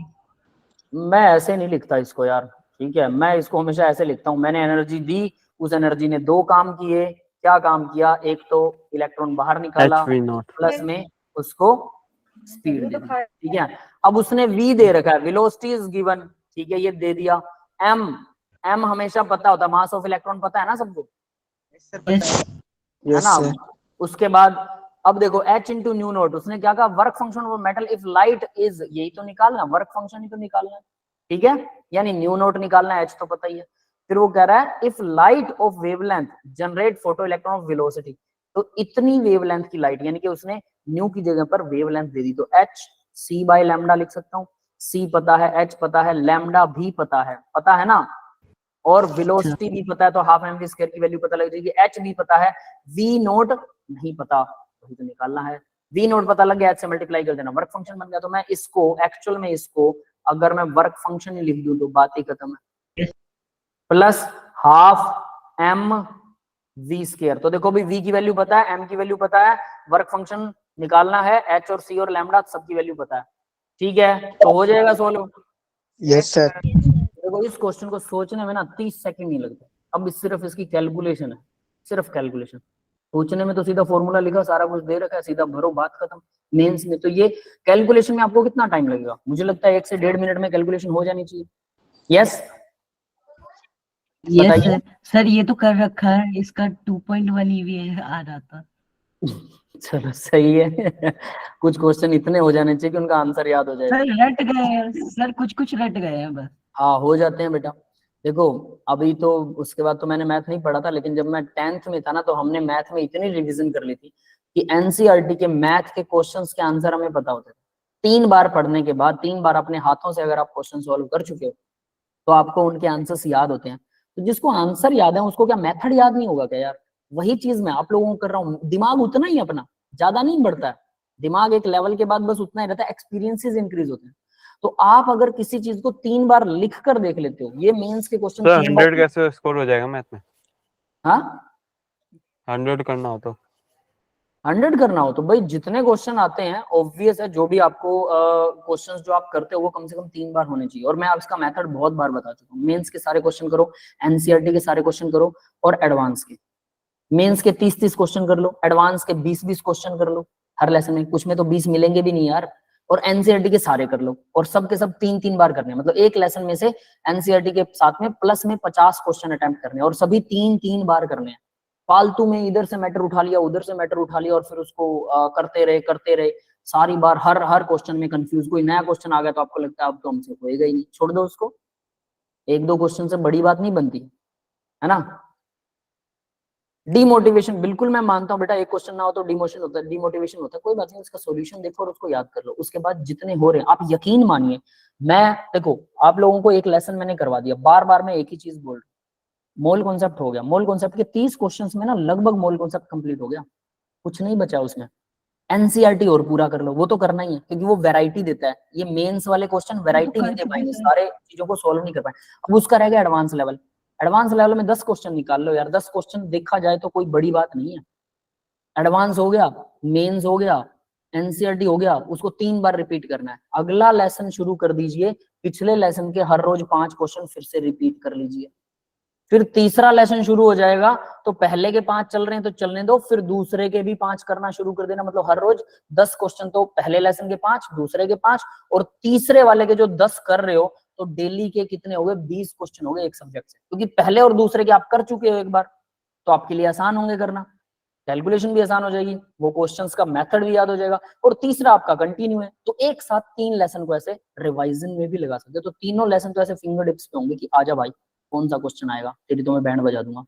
एनसीईआरटी के साथ याद रखना, एनसीईआरटी के तो 10 कर सकते हो रोज के, इतने आसान होते हैं, कोई कोई क्वेश्चन मुश्किल होता है। इसको फॉलो करके देखो, यकीन मानो बेटा आपको खुद कॉन्फिडेंस आएगा। लेकिन हम क्या करते हैं, थ्योरी पढ़ ली बस, ठीक है, क्वेश्चन लगाए नहीं, एनसीईआरटी भी नहीं लगाया, बस हमें आता है, बात खत्म। तो सब कुछ झोल झाल है ना। कई बार एक आधे क्वेश्चन की थ्योरी अटक जाती है तो और मुश्किल लगने लगता है। ठीक है भाई, ये क्वेश्चन हो गया, आगे बढ़े। सर मोल कंसेप्ट में ना एडवांस वाले इनऑर्गेनिक के कॉन्सेप्ट घुसा देते हैं। क्या क्या मोल कॉन्सेप्ट? सर मोल कंसेप्ट के क्वेश्चन है लोग इनऑर्गेनिक के साथ मिक्स करके पूछ लेते हैं। हाँ मिक्स करते हैं ना मोल कॉन्सेप्ट में। मेरी बात सुनिए, रिडॉक्स वाला मिक्स होता है, मोल कॉन्सेप्ट और रिडॉक्स को मिक्स करते हैं। मोल कॉन्सेप्ट प्लस ऑर्गेनिक को भी मिक्स कर देते हैं। ऑर्गेनिक का भी एक क्वेश्चन है, उसमें सारी ऑर्गेनिक रिएक्शन है, फिर बताएंगे नंबर ऑफ मोल कितने बनेंगे, है ना। बट कोई बात नहीं, ऐसा आप क्या कह रहे हो, मतलब मुझे कह रहे हो क्या कि मैं बताऊं मिक्स करके, ऐसा कुछ कह रहे हो? नहीं सर, फिर इनऑर्गेनिक पढ़े नहीं है ना, तो मतलब वो क्वेश्चन फिर होते नहीं है। इनऑर्गेनिक नहीं समझ आई मुझे अभी भी बेटा, क्या कह रहे हो, थोड़ा क्लियरली बोलो।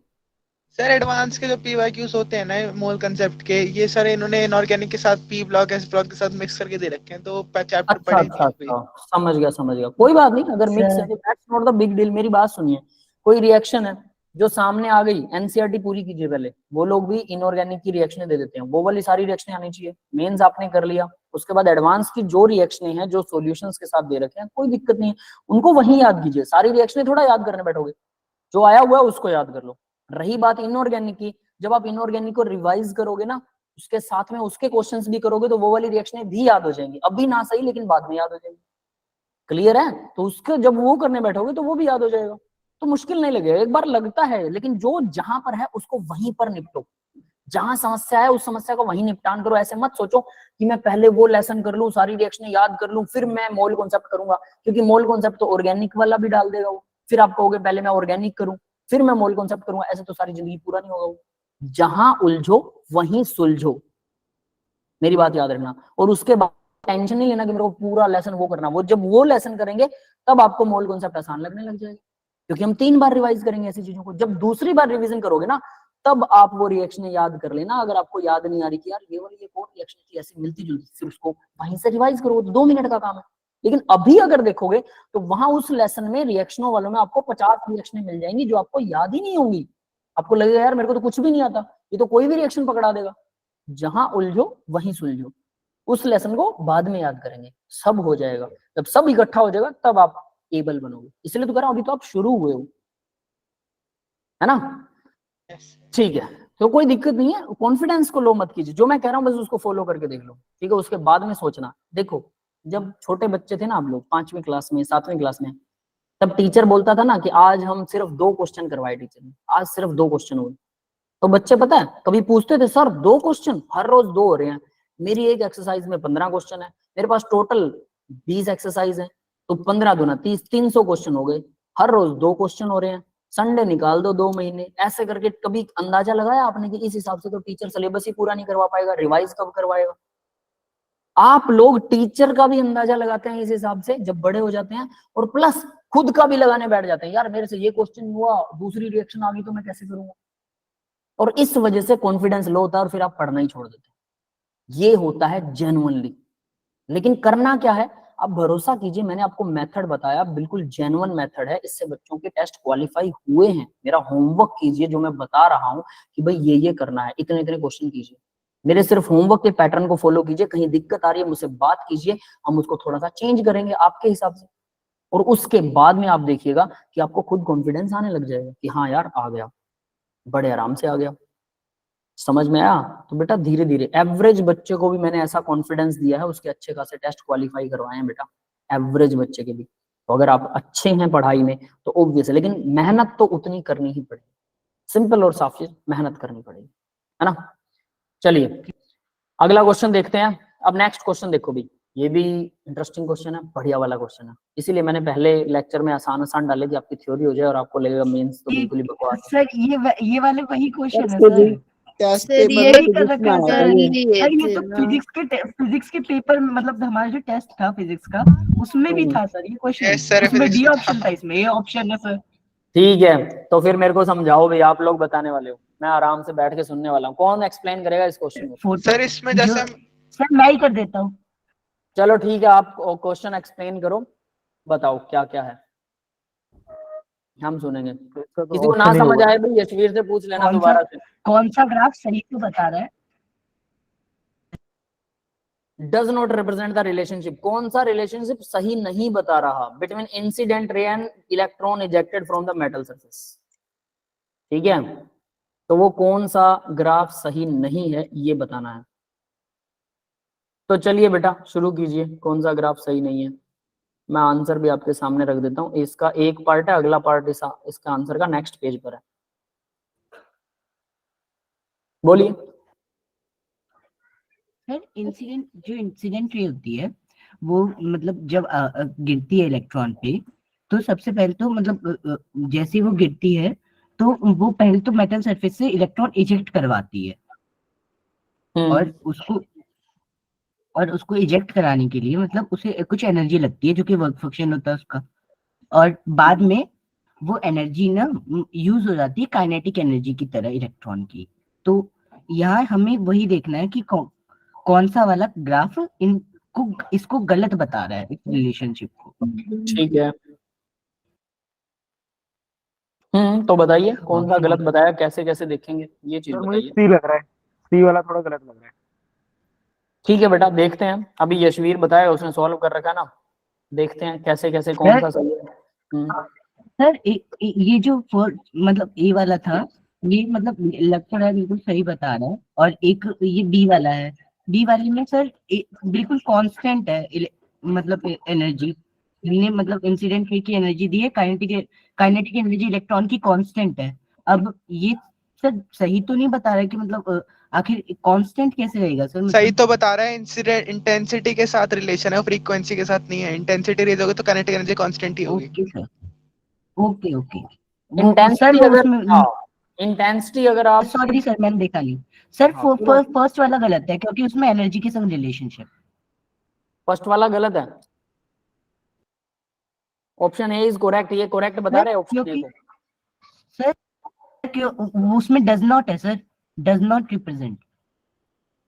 ठीक है sir option A does not sir, क्योंकि फ्रीक्वेंसी जो है ना, एक मतलब इतनी फ्रीक्वेंसी है, फ्रीक्वेंसी बढ़ाते जाएंगे तो हम लोग एनर्जी बढ़ती जाएगी और फिर निकल जाएगा फोटोन। और अगर मतलब अगर हमने मतलब एक लाइट है उसमें हमने नंबर ऑफ फोटॉन्स ज्यादा बढ़ा दिए, बहुत ज्यादा बढ़ा दिए, तब भी उसकी एनर्जी बढ़ेगी। और अगर फ्रीक्वेंसी कम रही मतलब वर्क फंक्शन से, तब तो इजेक्ट होगा ही नहीं ना, चाहे हम कितने भी नंबर ऑफ फोटॉन्स बढ़ाते जाए। सर मुझे डी वाला गलत लग रहा है। तभी ये वाला गलत है सर।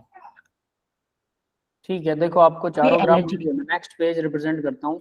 सर क्या डी है? वाले में ऐसा लग रहा है क्योंकि this is next page, B भी सही है इसका, सी भी सही है, ठीक है, और डी गलत है। वो वाला करते हैं ठीक है, कैसे? गलत अभी है। आप सर एक्सप्लेन क्योंकि आप करने वाले हो। वो ना ये सर डी एनर्जी में ना कौन सर डी पे सर डी सर में यहाँ पे फ्रीक्वेंसी ऑफ लाइट जो है ना वहां पे पहले ही इजेक्ट हो गया है सर। वर्क फंक्शन नाम की चीज तो होती है यस D में। थ्रेशोल्ड फ्रीक्वेंसी से के आगे काइनेटिक एनर्जी बढ़ेगी, उससे पहले जीरो ही रहेगी। फ्रीक्वेंसी ऑफ लाइट बढ़ रही है तो काइनेटिक एनर्जी सर यहाँ बढ़ेगी पे कि नहीं बढ़ेगी? जीरो से बढ़ा रहे हैं ना काइनेटिक वर्क एनर्जी, फंक्शन नाम की चीज भी तो होती है ना। वर्क फंक्शन जीरो जीरो से, कैसे है हाँ सर? मैंने जीरो कहा कभी नहीं हो सकता ना, बिल्कुल Yes. ये जीरो नहीं हो सकती, काइनेटिक एनर्जी जीरो हो सकती है लेकिन फ्रीक्वेंसी ऑफ लाइट तो जीरो, वो तो गड़बड़ हो जाएगी, है ना। ठीक है, तो भाई कितने बच्चों को समझ में आया मेरे को ये बताओ, फिर मैं बताता हूँ। तो मैं दूसरा सोचा था इसका कोई और I reason. got it, sir. आप लोगों ने कुछ और सोचा था? जैसे मैं सोचा कि जरूरी थोड़ी कि हर इलेक्ट्रॉन को निकलने के लिए मतलब उतनी ही चाहिए, किसी और को निकलने के लिए कुछ उससे ज्यादा चाहिए होगी तो नहीं उसलिए चाहिए होती है। कांस्टेंट वो वही इसलिए मैं वो हमारा वो रिप्रेजेंट नहीं करता फिनोमिना, वो उससे ज्यादा नहीं चाहिए, ठीक है, उसको तो आप भूल जाओ, उसकी कोई दिक्कत नहीं है। क्लियर है बेटा? सर एक बार ग्राफ सी समझा दीजिए। क्या बेटा? सर ग्राफ सी समझ में नहीं आ रहा, थोड़ा सा ग्राफ सी समझा दीजिए। मैं सारे ही बताऊंगा, ठीक है। Okay sir. ठीक है, अब चलो कोई बात नहीं, अब मैं आप लोगों को सारे एक्सप्लेन करता हूँ वन बाय वन, ठीक है। देखो भी क्या बोल रहा हूँ, graph show does not represent the relation between the incident ray and electron rejected. Incidental रे आ रही है और इलेक्ट्रॉन रिजेक्ट कर रहा है, तो एनर्जी ऑफ लाइट, देखो पहले ग्राफ में क्या कह रहा है, एनर्जी ऑफ लाइट यहां से काइनेटिक एनर्जी है, तो काइनेटिक एनर्जी जीरो है, यहाँ पर जीरो है, ठीक है। उसके बाद जैसे ही मैंने एनर्जी ऑफ लाइट दी, कुछ ना कुछ तो एनर्जी ऑफ लाइट कभी जीरो नहीं हो सकती, क्यों?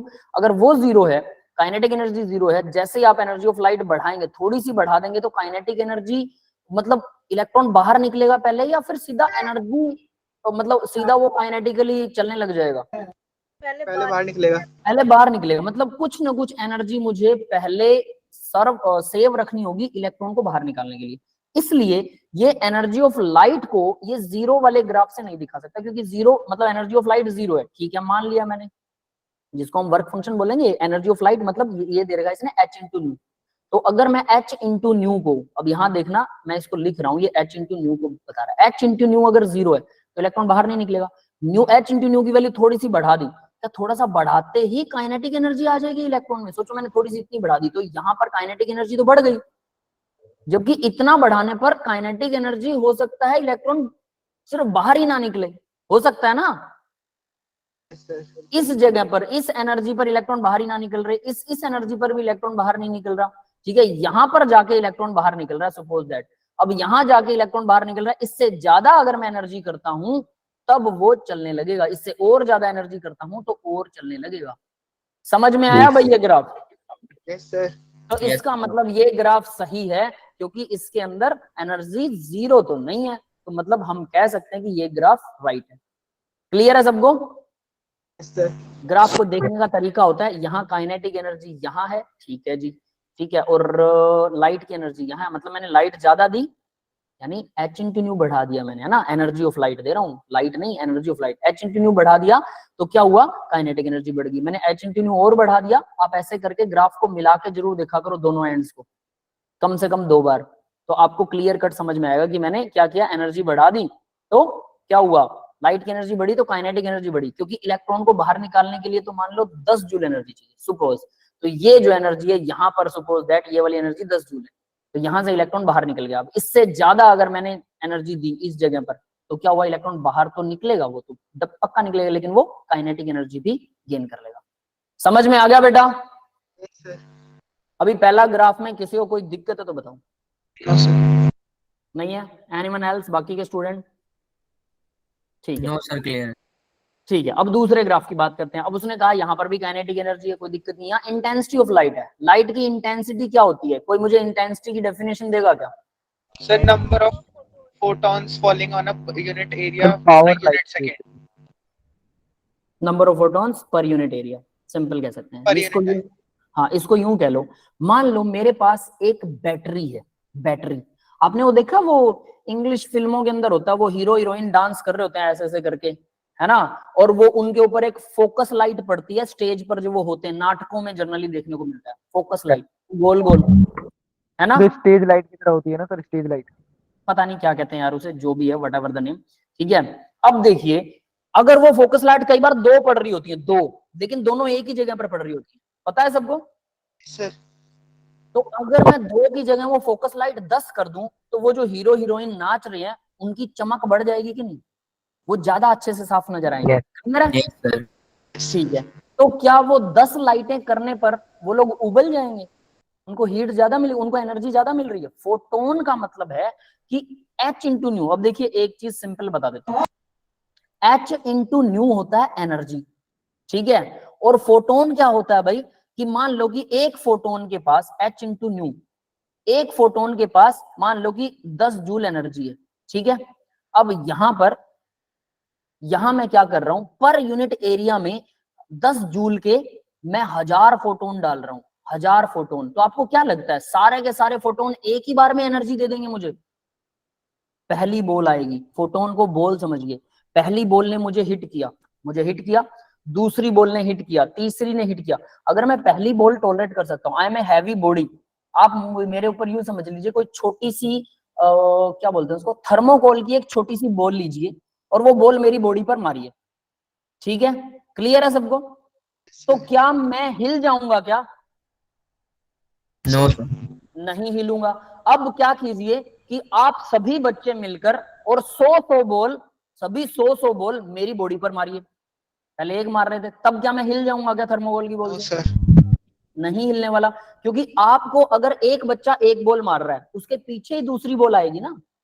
यूं तो है नहीं कि दोनों बोलों की इकट्ठी एनर्जी आप एक एक पर लगा देंगे, या 100 बोलों की इकट्ठी एनर्जी करके और आप एक ही बार मेरे पास 100 बोले फेंक देंगे, नहीं कर सकते, तो पॉसिबल ही नहीं है। फोटोन भी मेरे पास ऐसे ही आ रहा है, एक एक करके आ रहा है, एक एक करके लग रहा है। तो अगर आप करोड़ों बोलने भी मुझ मेरे ऊपर मार रहे हैं, तब भी मैं हिलने वाला नहीं हूं। लेकिन अगर आप बॉल की एनर्जी बढ़ा दें, अब बॉल की एनर्जी कैसे बढ़ेगी, आप तो हाथ से मार रहे हैं, मैं बॉल का मास बढ़ा दूं, अब आप उसकी जगह लोहे की बॉल मारे मेरे सिर में ठीक है, सर हाँ, सर फूट जाएगा सर। और वही कह रहा हूं, और मान लीजिए कि आप लोहे की बॉल ले लें और मेरे सिर में मारें, तो मेरा सिर सिर्फ फूटेगा नहीं, थोड़ा हिलेगा भी ना, अपने आप हिलेगा, थोड़ा सा तो हिलेगा, भले ही मैंने नहीं हिलाया, मेरा वो रिफ्लेक्स एक्शन थोड़ी देर बाद होता है, लेकिन उसी टाइम बॉल लगते ही वो अपने आप हिलेगा थोड़ा सा। और अगर आपने उसके पीछे एक और मारी, फिर एक और मारी, तो हर बार मेरे सिर में उतनी ही वाइब्रेशन होने वाली है। अगर मैं एक पुतला हूं, पुतला रियल नहीं, पुतला हूं, क्योंकि वरना मेरे को रिफ्लेक्स एक्शन में मैं हट जाऊंगा पीछे, है ना। तो अगर मेरे बॉडी का पुतला है, तो बार बार उसे मारेंगे तो डैमेज उतना ही करेगा। अब वो उससे ज्यादा डैमेज नहीं कर पाएगा। अगर आप बॉल को ही 10 किलो का बॉल ले लेते और फिर जोर से फेंक के मारे तो डैमेज ज्यादा होगा। यानी बॉल भी कि, पत्थर नहीं होगा वो सर। है ना, अब सुनिए जरा, यानी कि अगर बॉल हल्की है, अगर एनर्जी कम है, फोटोन की एनर्जी कम है, तो कितने भी फोटोन बढ़ा दीजिए, कितने भी करोड़ों फोटोन डाल दीजिए, एक ही पर्टिकुलर एरिया में कुछ नहीं होने वाला, इलेक्ट्रॉन बाहर नहीं निकलेगा। इसको बोलते हैं इंटेंसिटी। यानी कि आप एक पर्टिकुलर एरिया में, मेरी बॉडी के ऊपर 100 बच्चे लगातार बॉल्स मार रहे हैं थर्मोकोल की, मुझे कुछ फर्क नहीं पड़ रहा, मैं हिलने वाला नहीं, ठीक है। लेकिन अगर वही बच्चे लोहे की बॉल मार रहे हैं मेरे सिर पे, तो भाई मैं फूट भी जाऊंगा, हिल भी जाऊंगा, है ना। तो लाइक दैट, यानी कि बॉल में वजन होना चाहिए, नंबर से कुछ नहीं होने वाला, संख्या यहां पर कोई काम नहीं करी। तो इंटेंसिटी का मतलब है संख्या, नंबर ऑफ फोटोन, फोटोन मतलब वो छोटी छोटी बॉल्स लाइट की, पर यूनिट एरिया, एक पर्टिकुलर 1 सेंटीमीटर स्क्वायर एरिया में कितने फोटोन पड़ रहे हैं एक सेकंड में। तो एक सेकंड में मान लो 1000 या 10 लाख या 20 लाख फोटोन पड़ रहे हैं। अगर आपने उसका नंबर डबल कर दिया, तो फोटोन का नंबर डबल करने पर उसमें कोई फर्क नहीं पड़ने वाला, समझ रहे हो ना। थर्मोकोल की बॉल का नंबर बढ़ाने से मेरी बॉडी हिल नहीं जाएगी, क्योंकि बॉल में ही दम नहीं है, लोहे की बॉल से ही मेरा सिर फट सकता है ना। तो यहां से आपने एक चीज सीखी कि सिर फाड़ने के लिए लोहे की बॉल की जरूरत होती है। क्लियर है? Yes sir. तो ये इंटेंसिटी का मतलब समझ में आया। इंटेंसिटी से घंटा कोई फर्क नहीं पड़ता, चमक बढ़ जाती है, नंबर ऑफ फोटोन बढ़ जाते हैं। तो यहां मैं लिख रहा हूं इंटेंसिटी का मतलब होता है number of photon, photon per unit area, मतलब एक पर यूनिट, साफ लिखते हैं, यूनिट एरिया पर सेकंड, है ना, टाइम भी होना चाहिए पर सेकंड, पर यूनिट टाइम भी लिख सकता था मैं इसे, पर सेकंड, SECOND, ठीक है, पर सेकंड। क्लियर है बेटा, ये डेफिनेशन है। तो इस इंटेंसिटी से कोई फर्क नहीं पड़ेगा, तो इंटेंसिटी से काइनेटिक एनर्जी पे कोई फर्क पड़ेगा? एनर्जी तो उतनी है। तो भाई जब इलेक्ट्रॉन बाहर निकलेगा एक पर्टिकुलर h/nu से, तो वो एनर्जी वो उतनी ही दे रहा है, तो वर्क फंक्शन में वो बाहर निकल गया, और बाहर निकल गया और बाकी की बची हुई एनर्जी उसने काइनेटिक एनर्जी में लगा दी, तो काइनेटिक एनर्जी कांस्टेंट रहेगी, क्योंकि उसको एनर्जी ज्यादा नहीं मिल रही, संख्या ज्यादा मिल रही है। तो संख्या ज्यादा से क्या होगा, नंबर ऑफ इलेक्ट्रॉन इजेक्टेड बढ़ जाएंगे, ये हो सकता है। समझ रहे हो मेरी बात? सर नंबर ऑफ इलेक्ट्रॉन जो इजेक्ट हो रहे हैं वो बढ़ जाएंगे। मान लो कि पहले 10 इलेक्ट्रॉन बाहर निकल रहे थे, अब मैंने फोटोन का नंबर बढ़ा दिया, मतलब लाइट का नंबर, लाइट की जो वेव है जो टक्कर मार रही है इलेक्ट्रॉन को, उनका नंबर बढ़ गया, तो नंबर ऑफ इलेक्ट्रॉन भी बढ़ जाएंगे, है ना, अगर वो बाहर निकल रहे हैं तो। लेकिन उनकी स्पीड तो उतनी रहेगी सबकी, क्योंकि एक इलेक्ट्रॉन जो एक बॉल जा रही है फोटोन की, वो इलेक्ट्रॉन पर पड़ रही है, और जिसकी वजह से इलेक्ट्रॉन बाहर निकल रहा है, बाहर निकल के चल भी रहा है। तो जब दूसरी बॉल आएगी वो भी दूसरे इलेक्ट्रॉन को टक्कर मारेगी और बाहर निकल के उसको चलाएगी। दोनों बॉल की एनर्जी तो सेम है, दोनों थर्मोकोल की या लोहे की बॉल है, तो दोनों डैमेज तो उतना ही करेंगी, तो उनकी एनर्जी सेम रहेगी। यस, ये बात समझ में आ रही है सबको? Yes sir. ठीक है, हाँ आगे बढ़ते हैं। तो दूसरा ग्राफ मतलब ये भी सही है। यस, क्लियर है बेटा सबको? Yes sir. यस तीसरा ग्राफ देखिए जरा, नंबर ऑफ इलेक्ट्रॉन, वहां पर तो काइनेटिक एनर्जी था भाई, यहां पर नंबर ऑफ इलेक्ट्रॉन्स है। फ्रीक्वेंसी ऑफ लाइट बढ़ा देते हैं आप, फ्रीक्वेंसी ऑफ लाइट का मतलब न्यू की वैल्यू बढ़ा रहे हैं, न्यू की वैल्यू बढ़ रही है, तो एनर्जी की वैल्यू बढ़ गई, E = h/न्यू होता है, तो मतलब आपने एनर्जी बढ़ा दी। किसकी एनर्जी? लाइट की एनर्जी बढ़ गई, तो नंबर ऑफ इलेक्ट्रॉन बढ़ जाएंगे क्या? अरे उसकी स्पीड नो बढ़ सर। जाएगी, स्पीड बढ़ जाएगी, अब स्पीड बढ़ेगी ना, अब तो उसके स्पीड अंदर में बढ़ेगी जितने ना। इलेक्ट्रॉन इलेक्ट्रॉन तो कांस्टेंट रहने वाले हैं, तो इलेक्ट्रॉन कांस्टेंट रहेंगे, तो क्या मैं इलेक्ट्रॉन को यहां से स्टार्ट कर दूं? यहां से कैसे स्टार्ट कर दूं बेटा, ये तो जीरो है, फ्रीक्वेंसी जीरो पर तो इलेक्ट्रॉन बाहर ही नहीं निकलता, तो फिर मुझे यहां से स्टार्ट करना पड़ा। तो मैं इस ग्राफ को इतना दिखाऊंगा यहां से यहां तक, ठीक है? ये वाली लाइन आप ना भी दिखाएं कोई दिक्कत नहीं है, इन्होंने ऐसे दिखा रखी है, बीच में से लाइन ऐसे करके L बना रहा है ना उल्टा, आप सिर्फ ऐसे दिखा सकते, ठीक है? ये तो इसको Yes, नीचे sir. जोड़ के दिखाया कि यहां से शुरू हुई थी। क्लियर है भाई, ये बात समझ में आ गई सबको? क्लियर है। Yes sir. इन दोनों का डिफरेंशिएशन सबको क्लियर समझ में आना चाहिए।